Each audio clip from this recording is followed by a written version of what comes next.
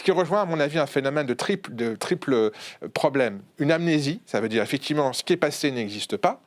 D'annulation, cancel, comme vous disiez, ça veut dire que si ça existe, ça dérange parce qu'on le regarde avec des lunettes actuelles, donc finalement c'est incorrect.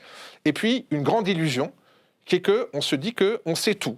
Moi j'ai une connaissance, c'est pas un ami, il me dit « moi je sais tout ». Je dis « ah bon ?» Je dis « oui, avec Wikipédia, je sais tout ». Je dis « vraiment ? Parle-moi de Picasso ».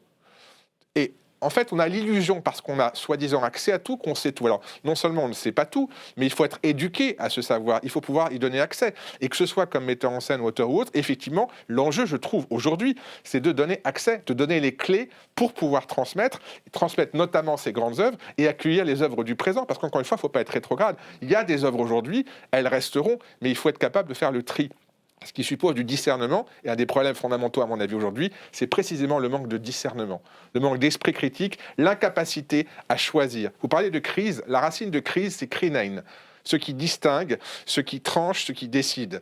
Eh bien, la crise, la vraie crise, c'est la crise du discernement. C'est l'incapacité précisément à choisir, à trancher, l'idée que tout se vaut, que dans cette espèce de grand flux, finalement, chacun reconnaîtra les siens, mais en fait, on ne reconnaît rien et on ne se reconnaît pas soi-même. Je pense qu'il y a un véritable enjeu de transmission, d'éducation et de prise de conscience critique, absolument.